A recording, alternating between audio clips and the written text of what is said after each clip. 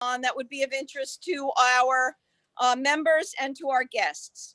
The first one is from the Suffolk County Republican Committee. There is a victory tour, and the announcement has just gone out both via email and to some of us by mail. The first meeting is going to be in Manorville. It's on January 28th. Second one in Bayshore on the 4th of February.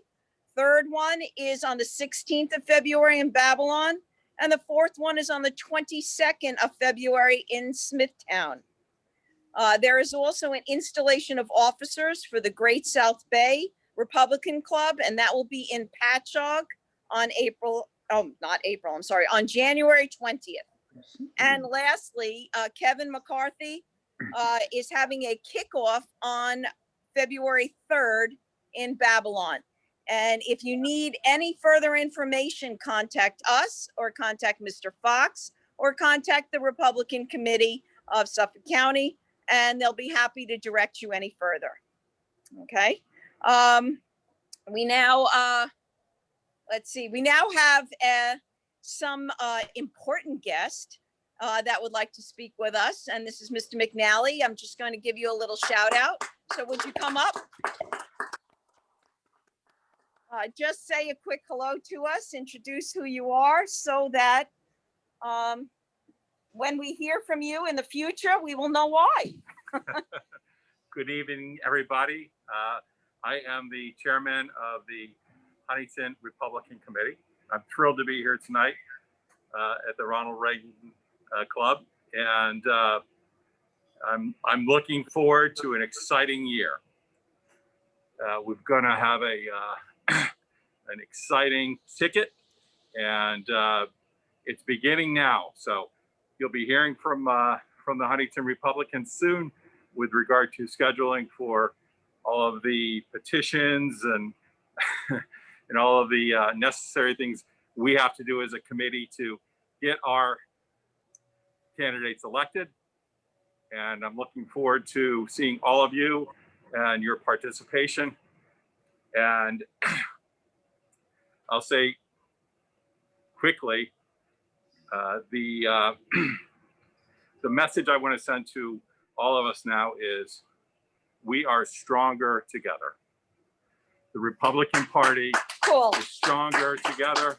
We're going to work together to keep the town of Huntington a beautiful, happy, safe place to raise our families, to earn a living. And that's what we're shooting for. So look forward to seeing you all soon, and Happy New Year. Okay, thank you, Mr. McNally. Hey, Janet, can I ask a question? Okay. I'm sorry, who is that? Phil Byler. Yes, hi, Phil. Go right ahead. Hi, I just want to know if what the story is will be about petitions, because last year we had petitions distributed and then we got a phone call saying stop, because of COVID. We have a COVID uptick. Is it official that we're going to be allowed to do petitions? What's the story? You know what, Phil, I don't know. And, but I will direct that and we'll get back to you by the end of the night with the answer to that. Okay. Thank you. Okay. Thank you. Okay. So now, I want to let you know what's going on this evening. We have Mr. Levy, and he is going to be our speaker for the evening. He is the highlight of our evening, and he is coming to us via Zoom. So what's going to happen is you're going to see him on the screen. I'm going to mute myself out, and I'm going to mute everyone else out. If you have a question for Mr. Levy, and he is welcoming questions,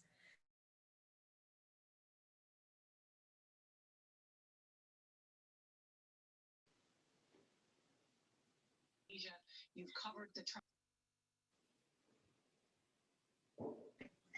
I think someone muted me a little too quickly. Just give me one more moment and then I promise I am not the speaker this evening. I wanted to let you know how the meeting's going to run. Mr. Levy is going to give us his presentation. As you know, we all know who Mr. Levy is. He was a prior legislator, a prior assemblyman, our county executive at one time. He is now a political strategist. And he has written several books, the most recent one being A Solution to America's Problems. And I love this title underneath, A Politically Incorrect Conservative's Take on Maintaining America's Greatness. So I am so pleased to announce Mr. Levy tonight to be our speaker. But one word of advice before he starts, and that is that if you have a question, please email your question to Ronald Reagan Prez. That's Reagan, R-E-G-A-N, Reagan Club, C-L-U-B, Prez, P-R-E-Z, at optonline.net. So if you email your question, I will forward it directly to Mr. Levy and he will be able to answer it. You will all be muted except Mr. Levy, so we do not have feedback. So please adhere to these rules. And if you have any questions or any problems, email me at reaganclubprez@optonline.net and I will forward it to him. So now, without any further ado, please welcome Mr. Levy. Oh, thank you, guys. Thank you, Janet. Thank you, everyone. I hope you can see me, Janet. If you can't, let me know, but I'm going to assume you can, and you can hear me, and I'm going to keep flowing unless I hear from you otherwise. But I would have preferred to have been there with you all personally and dropped off the actual hardcover books, I should say soft cover books, and could have had my presentation and had you have the books in your hand. But if you would like to get a book, you could just go to my website at stevelevy.info, www.stevelevy.info, and you can either get an electronic version through Amazon, which by the way is cheaper, or you can get the softback by having it mailed to you. So anyway, I wrote this book during COVID. Everything was slowed down. I'm usually a very big networker where I go from different group to different group, but I found myself slowed down, stuck in the house. And I said, I'm going to try to put this time to good use.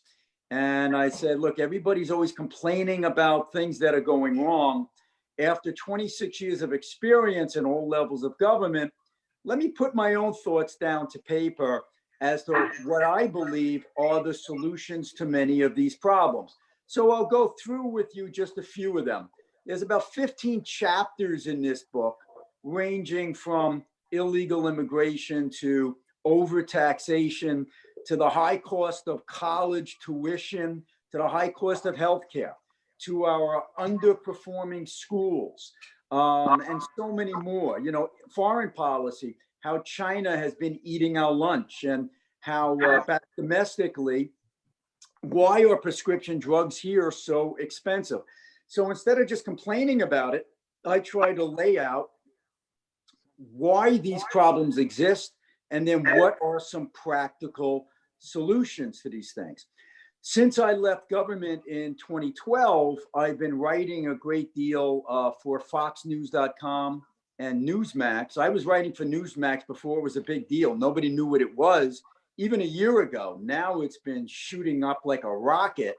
So I'm very proud to have been, part of that outlet as well. And a lot of my stuff has been covered nationwide. And I like that because it gives me the opportunity to springboard that to some cable outlets and radio shows, and just be a pundit and talk about my ideas as to how we can make this country better. So just to jump into this, I'll go a few chapters, tell you what they're about and what my ideas are. And if you want to chime in with a question, I realize I'm looking at my iPhone here to see if the questions pop up. I'll try to catch them and interject, so I'm not just doing a monologue for an hour here. So shoot the email to me or do it through Janet, and then she can just verbally tell me that we can all hear, and then I'll respond to it. But here's one of the things I talk about as a question. I pose these as questions.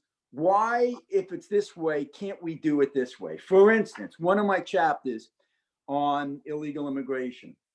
How is it that we can have millions of people perpetually unemployed, yet 11 to 20 million illegal aliens can find jobs?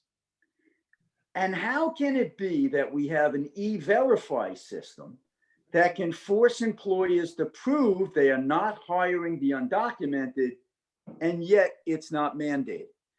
So I bring this up because it always confounded me that every year, no matter how good the economy is, you still have this vast group of people who are unemployed. Now, I'm not talking about the disabled or those who are off the rolls because they can't work. There are anywhere from 10, 15 million, sometimes it can go high as 19 million people who are collecting unemployment, which means they're employable, but they're not working. And the refrain has always been, well, it must be that they can't find a job. So then I'm scratching my head. Then how do 10, 20 million illegal aliens come over here and they continue to flood over the border before at least Trump really clamped down, and they come and they find jobs?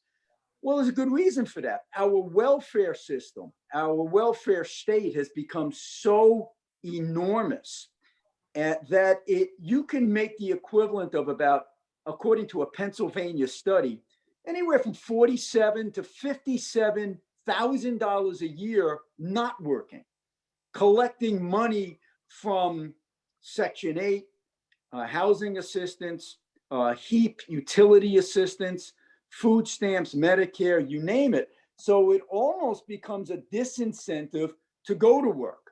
I'll give you a perfect example. I have a very good friend, and I mentioned this in the book. She's got a company, she's an employee for a company, about 100 people in Farmingdale. They hired a young woman who had been on the social service system for a while, and they employed her, and she was doing a fine job. And they said, after the year review, we want to give you a promotion, and we want to give you more money. The next day, the employers received a phone call from that employee social worker saying, you cannot give her that promotion. I said, well, why in the world wouldn't we give it a promotion? And the response was, because she'll lose some of her benefits. So there you go. You've got people incentivized not to take the promotion, not to make more money, and they become trapped in this cycle of poverty, a generation of poverty. So what's the solution there? In my mind, we should be increasing the money that people can keep, that they make when they go out and work and earn, and lessen the money that people get for not working. Now, there's a fellow named Peter Cove, and it's a very good book. The only one I'd recommend, maybe not more than mine, but around the same as mine, it's called Poor No More. This guy, Peter Cove, was a liberal who was in the Clinton administration. And he started off saying, we have to help everyone by giving them more money. And he realized it wasn't working. He said, the best thing you can do for these folks is give them a job right now, even if it's minimum wage. Get them working so that they can work up the ladder. Don't be so worried about training or schooling. Get them a job. You know what else we can do? Instead of spending trillions in throwing it into the welfare system with more food stamps and more of these other aid packages, Obama phones and the rest, give people money so that when they work, they earn more and they don't have a disincentive to get a job and to go to work. So like I say, if an illegal alien can come over here and find a job, then so can the people who are presently on the unemployment line, but they're not going to take that job if there's not an incentive to do so. Many of you who are employers, know as well, when the federal government was giving $600 a week bonus checks for unemployment, it was very hard for the employers to hire new people because people are saying, hey, sorry, I'm making more staying home. This is human nature. I don't blame the employee or the person who's unemployed. I blame the elected officials who have perpetuated this system that de-incentivizes work. So this is something we have to stop. Now, what's E-Verify as far as illegal immigration is concerned? E-Verify is a computer database that the federal government has.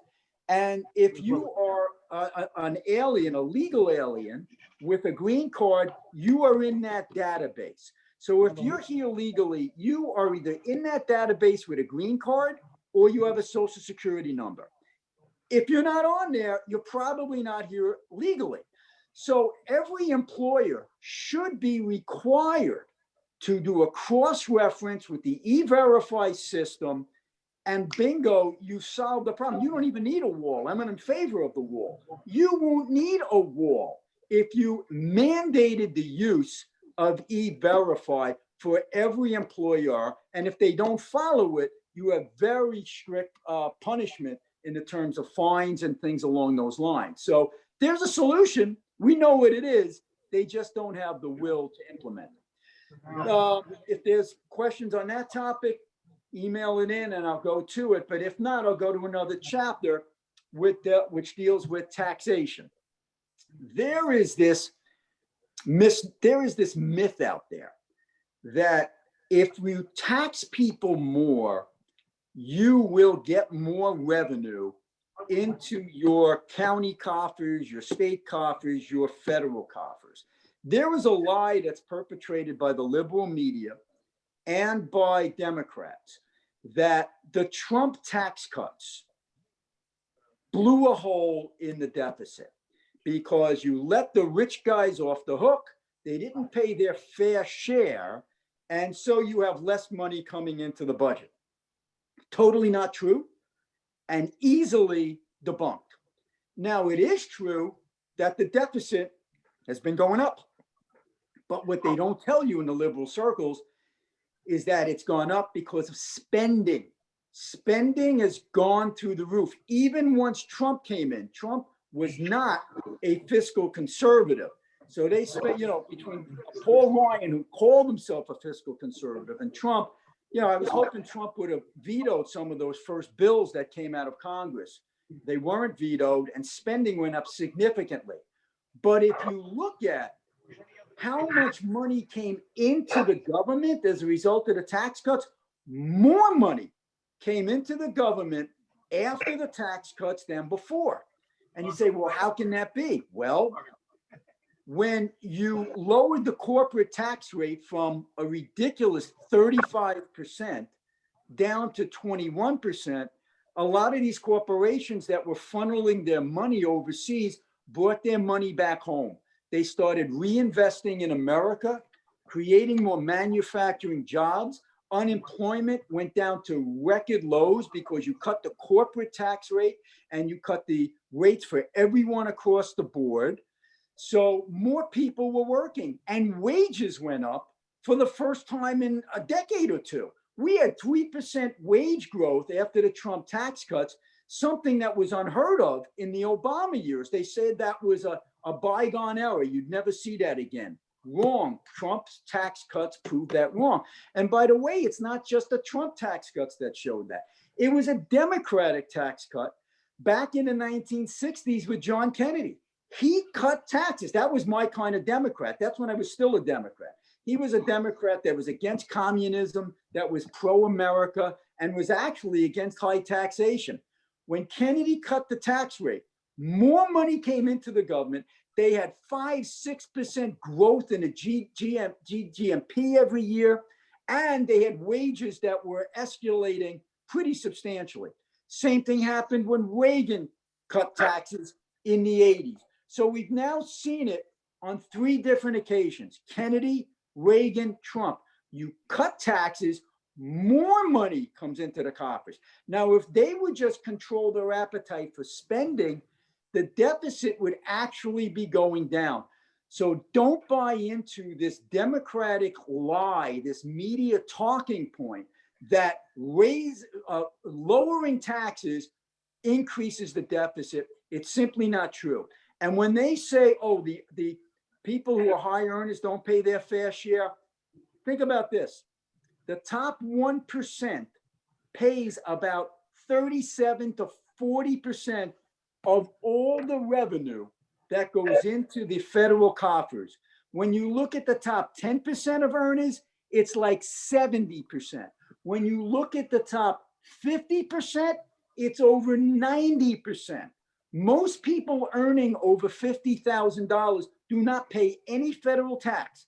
they'll tell you, oh, they take it out of my paycheck. Well, yeah, that's for your Social Security, but all the other taxes, you know, you might pay a little, but you'll get it back at the end of the year. So people in the lower income are not paying federal tax. It's the upper, middle, and higher levels that are paying the overwhelming lion's share. You want to cut those taxes because it puts more money into the pockets of the people in the middle, in the working class, and on the bottom. So that's something that you'll see in my book that you might not read in other places. Okay, I don't see any emails yet on any questions on that. So I'm going to go to the next topic. Here it is. Why do we tax state residents to create state universities for affordable college education for our citizens, yet allow these universities to fill up to 20% of their taxpayer subsidized seats for foreigners? You heard me right. Stony Brook has about 20% of its seats for people who are not living in America. Now, if you want to do that in Harvard, even if you want to do it in Hofstra on Long Island, I guess we could say that's not my business. That's the business of the board of directors of that private institution, okay? But I'm talking now about colleges that we pay for, that we subsidize. Why do we subsidize these state universities? Because we want our kids, American citizens, to have access to these schools. You know how hard it is to get into Stony Brook now for some of our kids on Long Island? And I'm talking about African-American kids. I'm talking about Hispanic kids. I'm talking about Muslim kids. I'm talking about white kids, middle-class kids, working-class kids. We have a state university here because we want our kids to be able to go to school here. 20% of the seats off the top taken away for people from China, from India, and many, many other countries. Listen, if you're Chinese American, more power to you. Take as many seats as you want. You're Indian American, more power to you. But people who live in China should come here and take a seat. So Johnny or Juan or Manuel or some kid down the block, an American citizen, can't get in. It's wrong. So I recommend in my book, Solutions to America's Problems, that we have a cap of no more than 5% of all of our state university seats go to people who are not American citizens or legally in America. It's bad. Let's not even talk about illegal aliens getting free tuition. Thank you, Democrats in New York, who made that happen. Absolutely ridiculous. But this is people who don't even live here coming here and taking our spots. It's wrong. Now that dovetails into another chapter that I have on the cost of college education. Why is it going out of control? Okay. Many reasons, it's like 6 or 7 reasons. One of them is because these colleges are building all these glitzy campuses because they're competing for kids, and first impression is important. It's like curb appeal when you're going to buy a house and the kids come with mom and dad and they want the fancy gym and the fancy student union, and they're investing in all these capital improvements which jack up prices. Administrators have been making, a far bigger, it's growing dramatically, the administration. But the biggest reason is this: loans have been so easy going, easy flowing, that the administrators realized, well, maybe I would have only been able to charge that family $20,000, $25,000 for the tuition. But now they can get another $30,000 in loans. So I'll jack up that tuition to $40,000, $50,000, and they'll worry about paying it back later. Here's my perspective on that. The federal government is backing up these loans. So the people in the administrations don't care. It's no skin, or for their nose, they have no skin in the game. So I say this: if you're going to take a loan that is backed by the feds, you have to agree to cap your tuition or get some kind of tuition control plan in place. We're not forcing colleges to do anything. If you don't want to cap your tuition, fine. Just don't expect to get a federally backed loan. That's what they want. They want the federally backed loans. We shouldn't allow that anymore. All right. I want you guys to put in your emails, and I'm going to take a 1-minute break because I did something very foolish. I forgot my charger, and I'm seeing that I have 10% juice left. So I'm going to plug in my charger, stick it in, then I'm going to be right back here. So did I lose you guys? Or am I still No, here? no, we're Okay. here. We're listening. This All is right. Hector. This is Hector Gavia, Steve. How are you? Okay, hang 1 second. Okay, very good. And what I want to let everybody know is ask your questions. You could actually use the chat at the bottom, and I'm monitoring it. So if anybody has questions, please use the chat feature. And the only reason we're asking everybody to mute themselves is because of the there's feedback that happens. That's the only reason we're asking everyone to mute themselves. We do have okay, All right. hold on for a minute. We do have Chad Lupinacci that entered the room, and he'd Great. like to say a few things. And I'm back at the same time, so I'll listen to chat.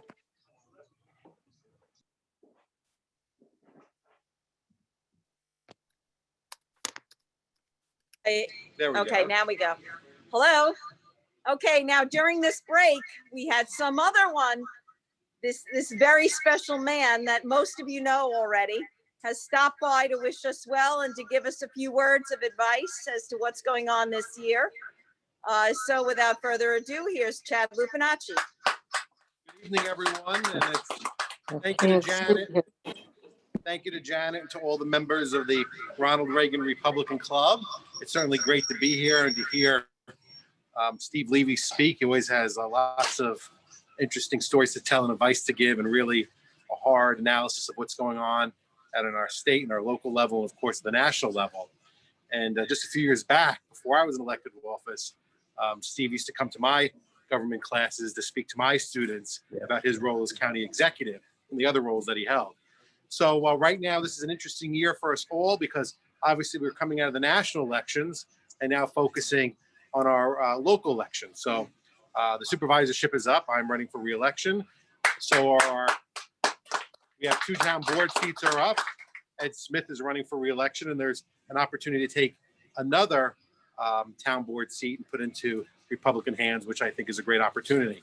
In addition to that, this year we have our county legislative seat. So in the town of Huntington, there are 4 county legislators, and we really have the opportunity to run very vigorous campaigns in these areas and be able to not only do well on a town level in the town of Huntington, but also at a county level, and to turn the county from Democratic control to Republican control. There's a really great opportunity there in those legislative seats too.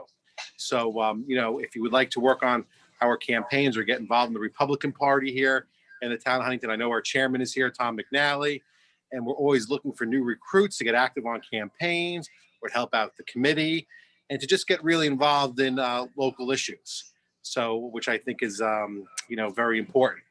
And in the past 4 years or 3 years that I've been serving as supervisor, we really delivered on every promise that we set out to in the beginning, from enacting term limits to increasing transparency, to cutting red tape, to making ethics reforms, to making sure that we preserve our environment and our waterways, to improve our marinas, and to end the $1 billion lawsuit against the town known as the LIPA lawsuit, and make sure that we're able to preserve the Northport East Northport School District and make sure that our residents didn't face back taxes up to $10,000 to $25,000 per household. So I think it's been very important that we delivered on the promises that we made and continue to work hard for the residents. So, you know, feel free to reach out to me at any time. One good thing is that my name, I'm the only Chad Lupinacci in the world. So if you Google me, you can find me where I am. And of course, you can reach me at Town Hall. So there are no other Chad Lupinaccis in the world, which is a good thing and a bad thing, I guess. Yes. So, Okay. you know, I just wish everyone a happy and prosperous new year and look forward to seeing you all, hopefully in person in the near future. Okay, thank you. Thank you, Janet. Sure, thank you. Now, I don't know if Mr. Levy is back yet, but I'm as soon as back. he is, I am. Can you see me? okay, I can't see you, but I will soon. All right, Okay, let's now we're see. gonna bring the meeting right back to you. Thank you. All right, I'm trying to get on here. Your You see- video. I can hear you guys. Yeah, we can hear you. We just can't see you. How in the world did that happen? Getting started with Zoom. Do you have the, Camera's not working. you have a start video. There should be a start video on the bottom of your screen. Right next to the mute button. Yeah, but I'm kind of out of the whole thing here. Type a message. What type of It device? looks like I'm in the mode for chatting, but not. You're in the being chat able- window. You can minimize that. You'll see the other thing behind it. Okay. Oh, here we go. No, that did it again. That's the chat window. And now I'm looking, it allows me to email support. Maybe I should just open up all over again. Maybe I'll get out of Steve, there. Try Yeah, minimizing the chat window. I did. And yeah, I think I might have to start all over and get out of this. And let me try this. Join meeting in progress. Here we go. Here we go. There we Oh, are. you're in. There you are. Hey, I'm pretty bad with my technology, but I made it. Posted after you start your video. Okay, here we go. Can you Okay, hear me? yes, we can hear you, Steve. Okay. Okay, one of our members, Brandon Levy, asked a question. He says, your thoughts on legalizing sports betting around New York State. Colorado estimated that it could generate 29 million in tax revenue for the state. If legalized in New York, these tax dollars could pay for a lot of programs. No? What's your opinion? Yeah, well, years ago when gambling was pretty much restricted to Vegas and Atlantic City, I'm showing my age, and some of you my age will remember when they were the only games in town, that the lottery and church bingo, okay? It kind of made sense to keep it limited because you didn't want to incentivize people to gamble. It's kind of hard to get in your car and drive to Atlantic City. Then something called the internet happened, and it didn't matter anymore. So people can gamble on the internet. They can go to Indian reservations. They can go to Jersey. They can go to Connecticut. So that argument is out the window. People are going to gamble anyway. They're going to these other states and giving them the revenue. We might as well do it here. And if people are going to gamble, at least get some positive out of it and get some of the revenue. I mean, Jake's 58 is going gangbusters. We're getting a lot of money out of that. Again, not that I want to encourage gambling, but if people are doing it anyway, we might as well get the revenue. So it's going to happen because even Cuomo, who was holier than thou with that and marijuana for all those years, all of a sudden they're both okay because he just wants revenue from any place he can get it. So you're going to see both of those things passing very quickly when the legislature, it has reconvened, but when they get rolling. Okay, That's thank the you. answer to And that. now Michael Berman has a question. Sure. Do you think a Republican will ever be able to win the governorship again? Wow, it's going to be so hard. You almost have to hit rock bottom, and we're getting there. But, people thought that no Republican could win in New York City. But then if you're old enough to remember what New York City was in 1990, it was a crack hole. It was a hellhole, crackheads everywhere, squeegee men spitting on your windshield, bums everywhere. And it's happening now again, okay? But that's what allowed for Giuliani to come in and shake things up. Then you had a little different, a better demographic set for Republicans. There was a chance to win. Now what you're seeing statewide is you used to have upstate that was solidly red. Long Island was solidly red. And then you had the city, and the two would battle it out.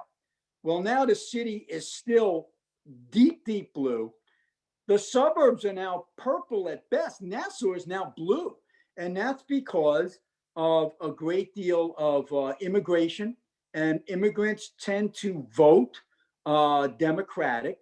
And it's also because the universities are pumping out these young people with socialist views.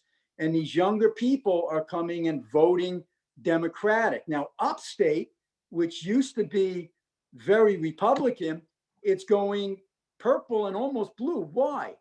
Because the big companies up there, they used to be the anchor, IBM, Corning, many of those other, big upstate firms, Kodak.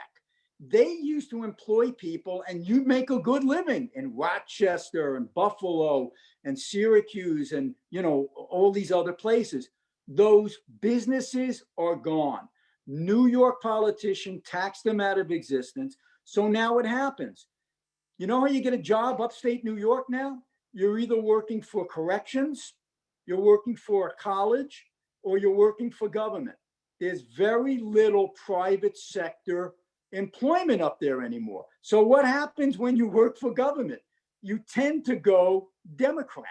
Okay, so you got more immigrants going up there, more poverty, more food stamps. People become dependent on government, and it becomes like a self-fulfilling prophecy. So you no longer have a red upstate and a red Long Island to counterbalance blue New York City. The demographics are very, very hard for a Republican to win. The only way it could possibly happen is where you have a Democratic billionaire who runs as a Republican to get the line like a Bloomberg did, and then maybe have a shot, but it's looking pretty bleak at this point. I'm sorry. Yeah. Another question. A lot of questions. Okay. This Valerie asked a question. You might have addressed it before. Let me see if I can find it here. Okay. Important U.S. security issue. What are your thoughts on restricting Chinese students from high-tech slots in colleges across the country? Should have been done a long time ago. And when I recommended that we stop the flow of these Chinese students to state universities, of course, what's the first thing they do? They call you a racist, right? We've got to get used to that. The word doesn't mean anything anymore because it's been overused so much, it's diluted. So it can't phase you. You just have to do what you think is right, and eventually you'll be proven right. But there has to be, an understanding that this is a nation that wants to destroy us. And it's very hard for a person to come here from China to be independent because the Communist Party controls everything. So if you want to come here, the Communist Party, the CCP, Chinese Communist Party, is going to vet you and make sure you are one of them. Now, I'm not talking about Hong Kong the way it used to be, or Taiwan. I'm talking about mainland China, where the CCP is in control. They've been very clever. They've infiltrated our defense departments, every department, the universities. They've been stealing our stuff. And kudos to Trump. I'll tell you, you could like him or hate him. There's a lot of things I don't like about the guy, but one of his legacies is going to be how he warned us about China and started to change the conversation to say, these guys are not out for our good. They're looking to hurt us. They steal from us. They're tyrants. They're really the new version of Nazi Germany. They hold Muslim people in concentration camps. We see what they've done to Hong Kong. We see what they did with the Chinese virus. They're despicable, and we have to treat them as the criminal nation that they are. So you should not let your political, economic, and possibly military enemy infiltrate your institutions here in America. That's not to say they should all be shut off, but we'd have to limit the number and make sure they have nothing to do with the Communist Party. And that's very hard to do. Okay, another question from Mike Berman. Will we ever be able to curb spending in government? Yeah, we can. I have a salute. But let me go back to the Chinese thing for a minute, because in my book, Solutions to America's Problems, I have a whole chapter on that. And one of the things I recommend is that Biden, or whether it was Trump or Biden, whatever the president is, we really do have to work with the European nations, South Korea, Japan, Australia, those nations that are in the G20. Kick China out of the G20. One of the biggest mistakes we ever made was in the Clinton administration, bringing the Chinese into the World Trade Organization, thinking wrongly that if we bring them in, they'll liberalize themselves. If we trade with them, yeah, we'll make them richer and freedom will blossom. Well, the opposite has resulted. They've gotten rich by stealing our stuff. And you know what? We're becoming more like China than China is becoming like America. If you look at what's going on with these big tech companies now crushing speech on behalf of China, and just like China does, you don't toe the line, you are vanished. Just like Paula was vanished, just like Trump was vanished, just like millions of people have vanished off of social media.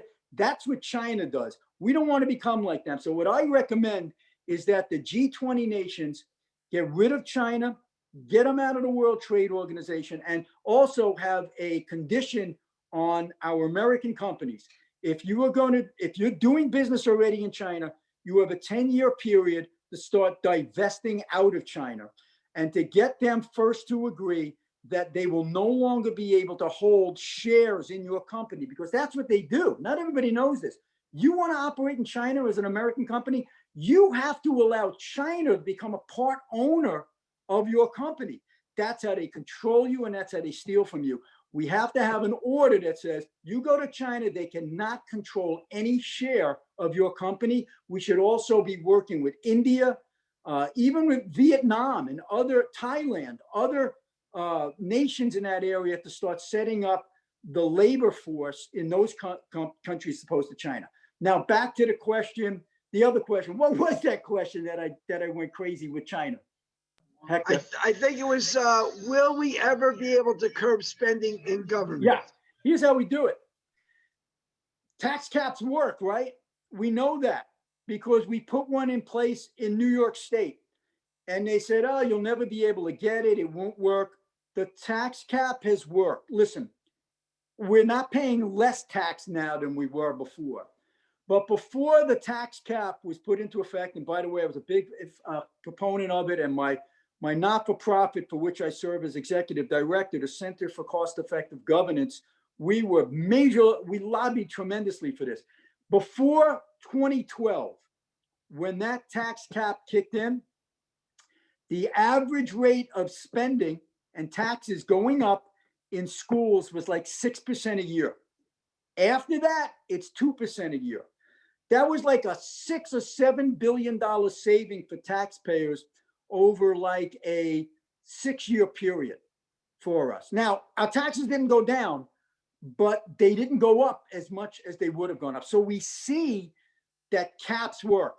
Why do we not have a cap on the federal government? Even in a state level, you have a requirement that you must have a balanced budget. They can raise taxes or they can cut spending. They usually raise taxes, but you have to balance your budget, not the federal government. We have to have a constitutional amendment for a balanced budget. And we must give a line item veto, a constitutional version of a line item veto to the president. Those are two of the things in my book, Solutions to America's Problems, that you can get at stevelevy.info. Yeah, that was my question. How do we get your books? So that's great. Thank you. Yeah, All right, www.stevelevy.info. You can get it through Amazon or a hard copy book. Excellent. Okay, Brandon Levy has another question. Okay. Okay, thoughts on the Georgia shift in the Senate race last week? What's a good plan to take back Georgia with Stacey Abrams there? Well, that horrible, let me say, I cannot fathom why the governor and the Secretary of State in Georgia, who are Republicans, agreed illegally, by the way, to cut a deal with Stacey Abrams, who sued Georgia to say, oh, there's voter suppression, which is nonsense. But she wanted to dilute the signature verifications on mail-in ballots. She changed the whole system, and they went along with it. It's mind-boggling. That's why Trump was so mad at these guys. Number one, they went along with it on a policy grounds. They should never have done it. But from a legal perspective, this was not proper. And this is what Giuliani and a lot of these other legal eagles were talking about. And they were absolutely right. And the courts were wrong, and the media was wrong for the most part, in the liberal media. But the Constitution is clear. Only the state legislature has the authority to promulgate election law and to change election law. So what happened in Pennsylvania? The governor, a Democrat, tried to put in place changes to their system so that they would allow for ballots to be counted after election day and dilute the signature process and have automatic mail-out ballots, all of that stuff. The legislature, which was Republican, said, no, you can't do that. That's it, case closed. So what does he do? Oh, I'm going to sue you. I'm going to go to my friends in the Pennsylvania Supreme Court, which, by the way, is 5-2 Democrat. What did they do? They said, yeah, you can do it. It's COVID. You want to make these changes, the legislature, just do it. Blatantly illegal, blatantly unconstitutional.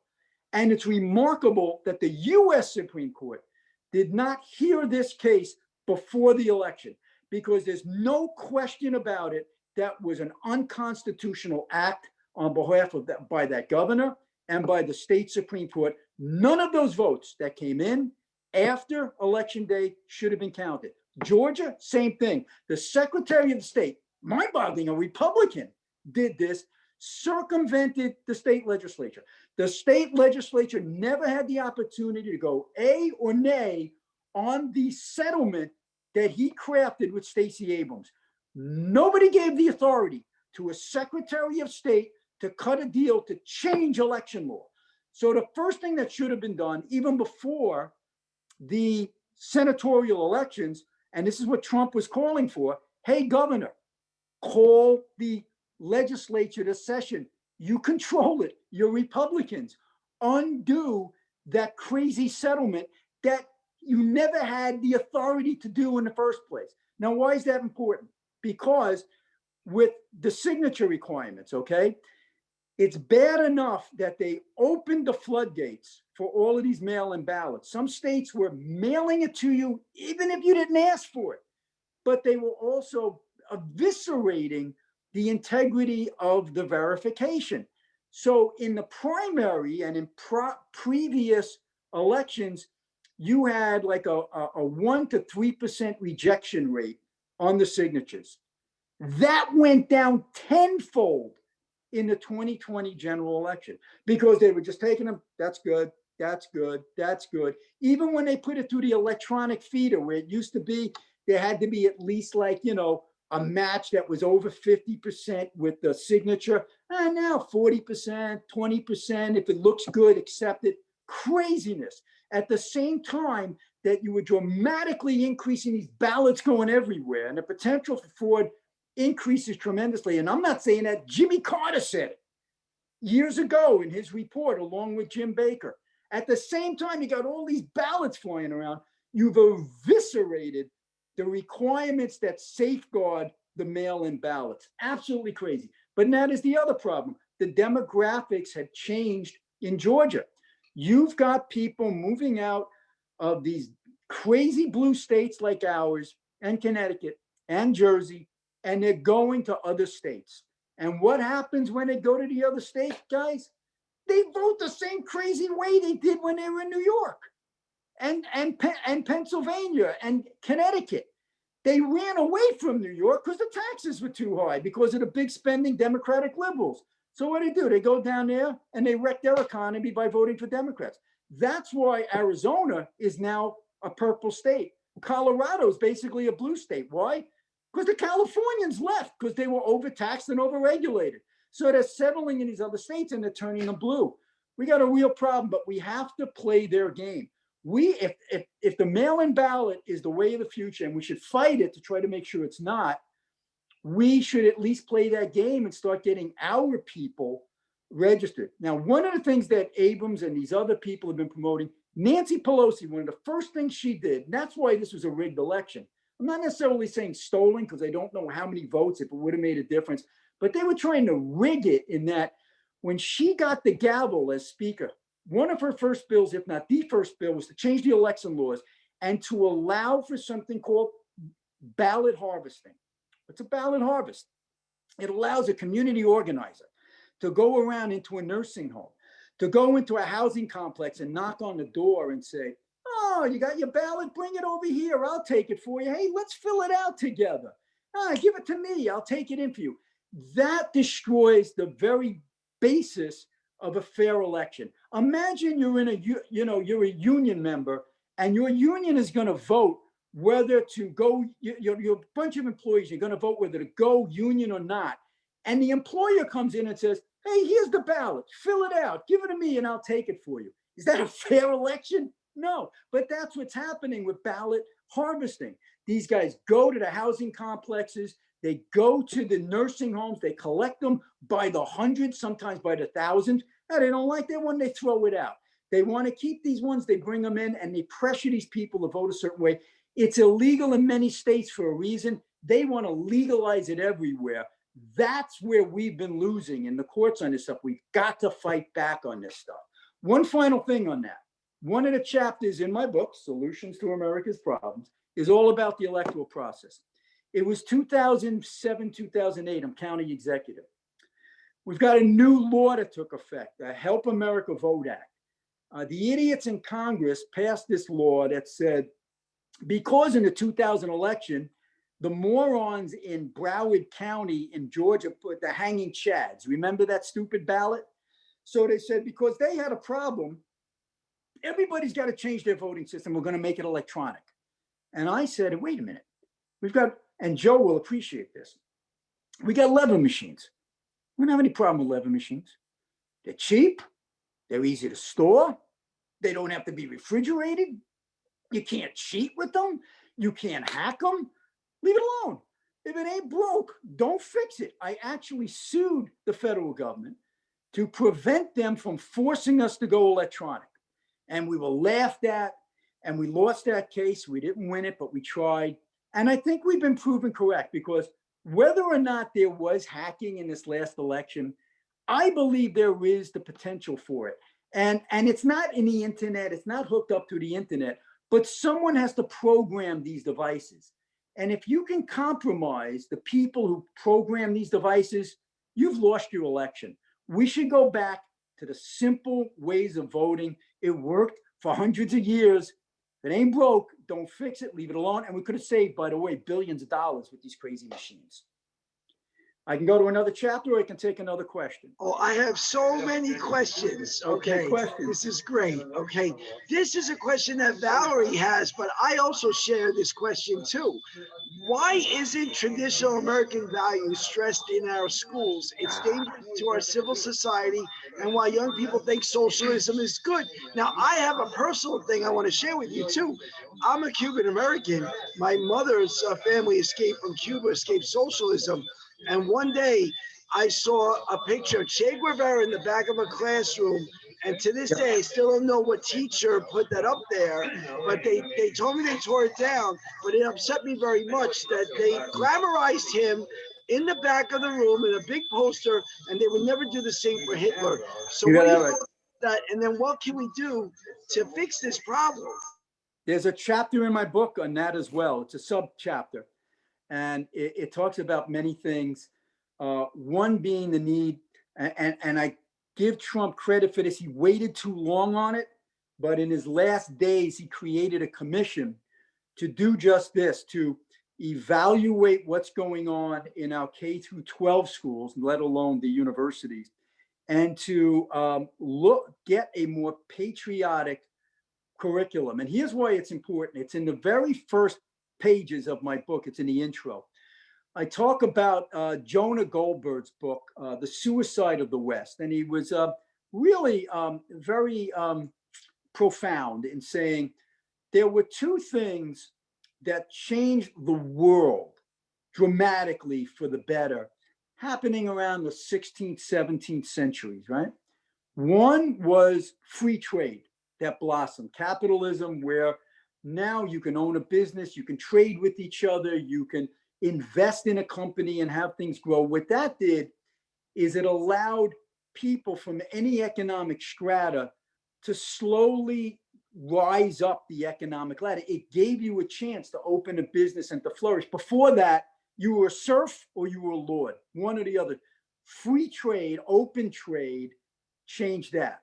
Secondly, democracy. American-style democracy, change the world from a political perspective, understanding that the state exists for the benefit of the individual, not around. It was revolutionary, etc.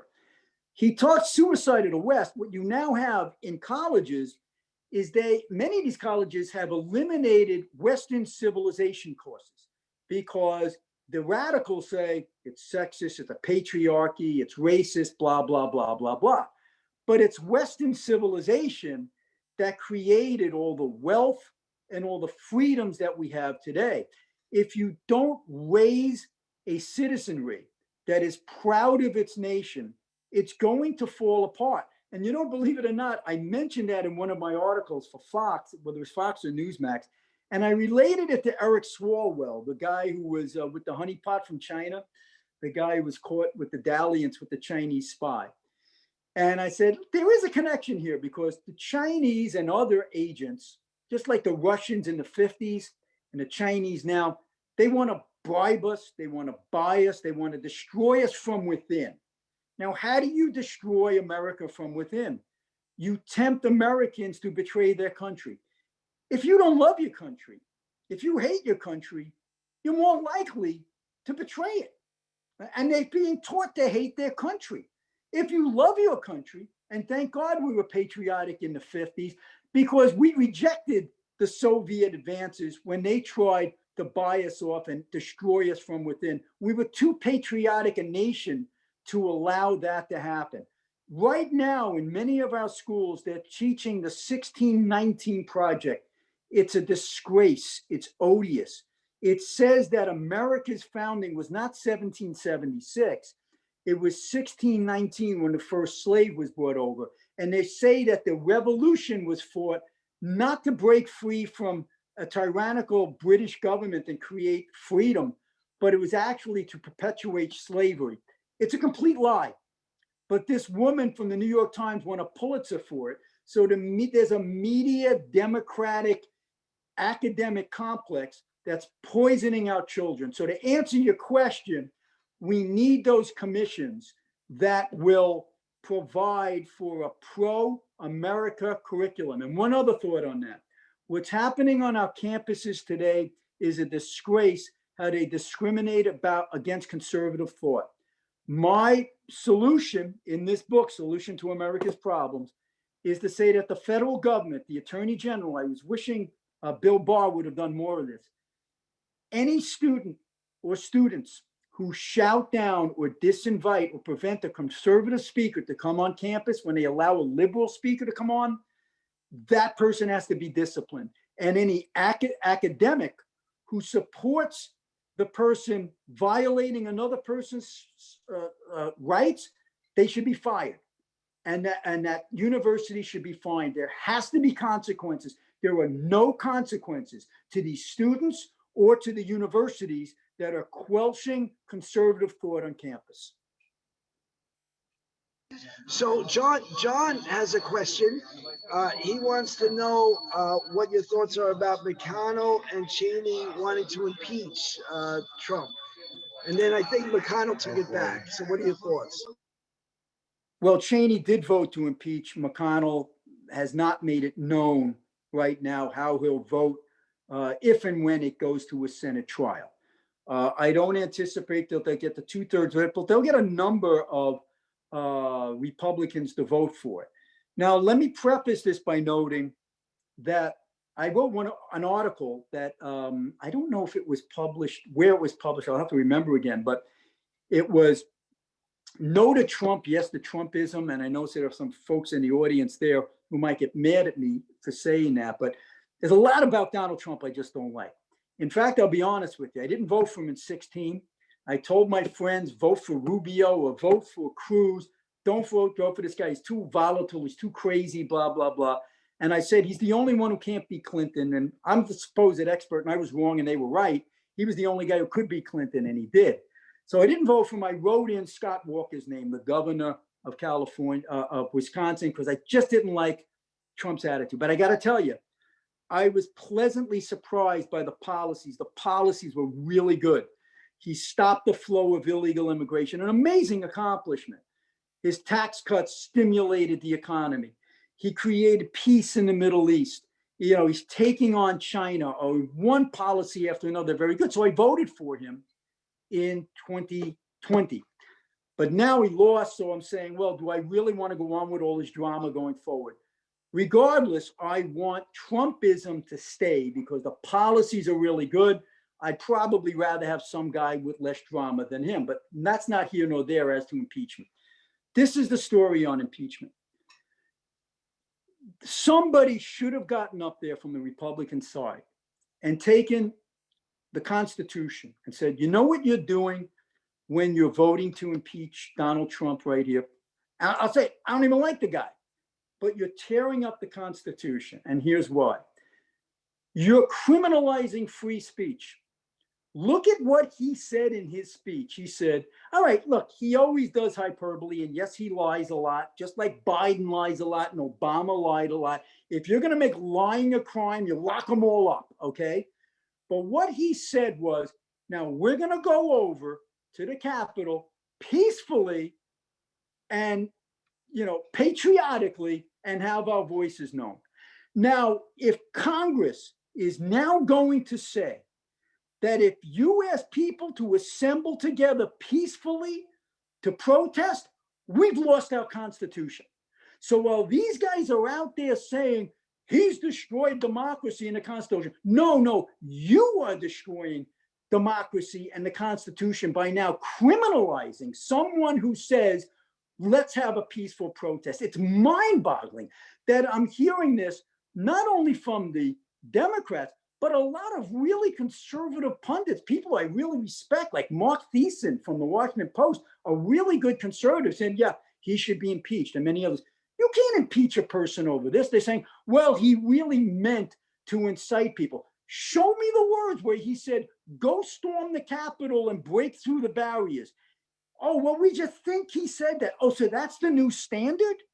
You get to decide not what a person said, but what they actually were thinking in the back of their mind, and that's an impeachable criminal offense. It's disgusting. It's tearing up the Constitution, and I don't know why more Republicans weren't making that point. Okay, very good. And probably the most important question of the night from Michael Berman and many of us is, when will you run for office again? Good thing my wife is not in the room right now, is all I can say.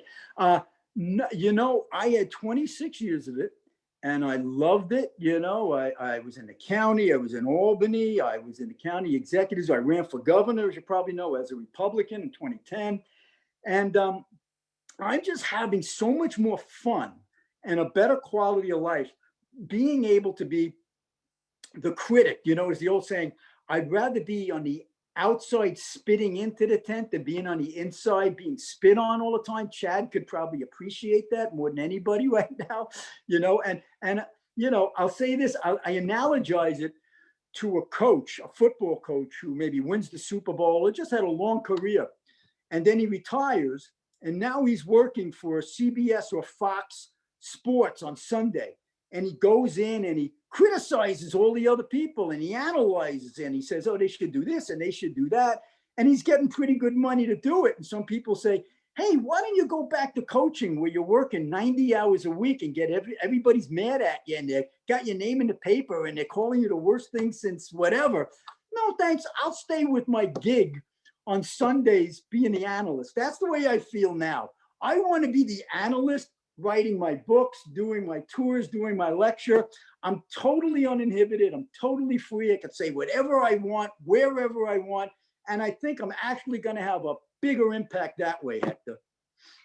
All right, that's great. But if you ever do decide to run, you'll have a lot of support from all of us. I just want you to know. And right back at you. And that's great. So that's the last question of the night. But do you have anything else you'd like to add? Well, let me see if there's one or two more. I'll go over like two more chapters, maybe. Excellent. Excellent. One of them is, why are, you know, healthcare costs so high here? And, you know, I have a whole chapter on that and what we can do about it. But let's go to the prescription drugs, because this is something, again, that President Trump was looking into. You know, we pay 3 times more for our prescription drugs here as American consumers than Europeans do. Now, why is that? And is it fair? And should it continue? Well, it shouldn't continue. And Trump, to his credit, said, no, we should not. We should do something about it. They have price controls on the drug companies over there. We don't. Now, I'm not a fan of price controls, but it's certainly not a free, fair market. They control the prices. So what do the drug companies do? Say, well, we got to get the money back for all the research and development that we put into these drugs that, by the way, are helping the European patients, right? So they say, we'll make it up from the American consumer. We'll put it to insurance and nobody will know the difference. And this is one of the reasons that our healthcare cost is so high. We pay so much more for the same drug that Europeans do. And it's wrong. And Trump, to his credit, said, look, it's got to end. We got to take the middleman out so that it's not that the drug company gives it to a middleman who then gives it to the consumer. Get the middleman out and you'll save a lot of money.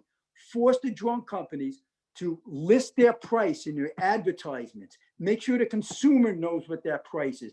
And if need be, if we have to put a tariff or a tax on the drugs that go to Europe because they're not paying their fair share, let's do it. The same way Trump said to the Europeans, you're not paying your fair share to NATO. You better pony up. And all the others used to complain about it. The other president never did anything about it. And he put his foot down. He was trying to put his foot down with the drug companies, and then he lost the election. So you can forget about Biden doing it, but he's on the right track with that. But that's why our prescription drug costs are so high. And let me see if there's one more thing I want to talk about. I could talk about the judge shopping, okay? We see this a lot. We saw it especially with the immigration issues. Trump tried to stop the caravans that were coming over. And what they, first of all, Obama puts in DACA, which was illegal. He had no authority to unilaterally, without Congress acting, saying, I'm now legalizing all these illegal aliens under 30 and I'm giving them work papers. Couldn't do it. So it was just an executive order. He was sued on it. And, while it's in court, in comes Trump. Trump says he did an executive order. I do an executive order undoing his executive order. You'd say, well, he can do that, right? Especially since the original executive order was illegal, unconstitutional. So the ACLU and a couple of crazy advocates like this guy, Javier Becerra, who's going to be our new health commissioner under, what's his name, Biden. He sued, they forum shop for a sympathetic Democratic judge. They usually go to the Ninth Circuit in San Francisco. And they have one judge, lower court judge, say, yeah, Trump, you can't do that. Puts it on hold for years. And in the meantime, these caravans keep flowing over and flowing over. Why should one judge who's never been elected to do any policy at all, be allowed to put the kibosh on a president's action? It should have to be an appellate court with three separate judges that make that decision, not one guy or gal. An appellate court is where it has to happen. And the Supreme Court should have to have 30-day automatic review and render a decision. But these forum shop judges delayed Trump's orders for years. So for 3 of his first 4 years, you had these massive influxes of illegal immigrants crossing our border, but he was trying and the courts were stopping him. Finally, he won when it got all the way to the Supreme Court, but never again should we allow a single judge who's forum shop to stop an executive order or even a congressional law. A 3-member panel must do it on the appellate level and a 30-day review period by the Supreme Court. Again, that's in my book. That'll be my final chapter, Solutions to America's Problems. You can get it on www.stevelevy.info, not .com, .info. And I hope you found this entertaining. Yeah, yes, very entertaining. Thank you so much. And very informative. Every time I listen to you speak, I become a smarter person. So thank you very much. I learn so much from you all the time, and so do all of us. So thank you very much, Steve. And once again, if you want to purchase Steve Levy's book, go to stevelevy.info. I will be going there to purchase your book as well. As long as you give me an autograph, I have to have an autograph. Absolutely. When COVID breaks, I'm there. And a selfie too. Okay, thank you. Okay, Thanks, guys. now, if other people have, if other people have questions, you can email it to the Ronald Reagan Club, and we'll forward it to Steve as well. Once again, Steve, thank you so much. And Thank you, guys. we're going to turn the meeting now over to our president, Janet. Janet, please unmute. Okay, Janet, please unmute yourself. Okay, you have the spotlight now.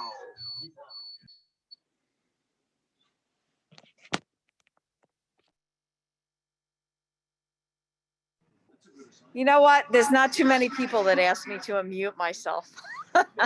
And I've been married a long time, believe me. Okay, thank you so much, Steve.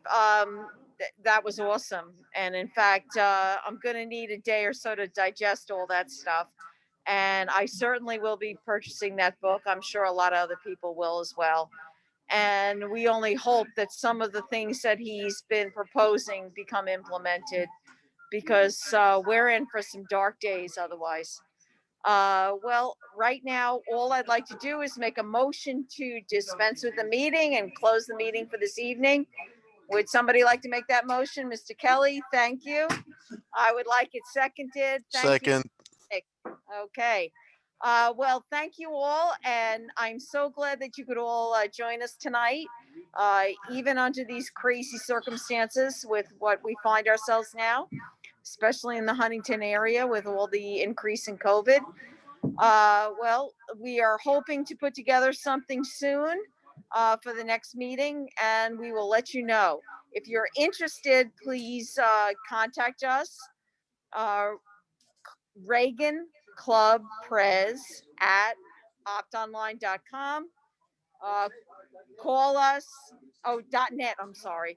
Call us, email us, and we will continue to let you know through Mr. Fox, through Chrissy Otto, through Mr. Lennick, through Mr. McNally, through a bunch of people. So please stay involved, because the most important thing I can tell you tonight is it's important to stay involved.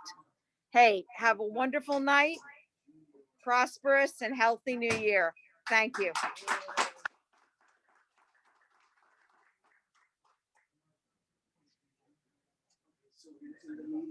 Yes. Okay. Okay, so we end the meeting now, and thank you everybody for participating in tonight's Ronald Reagan meeting. We did record it, and we'll make it available to the membership very soon. Thank you. Great job, Mike.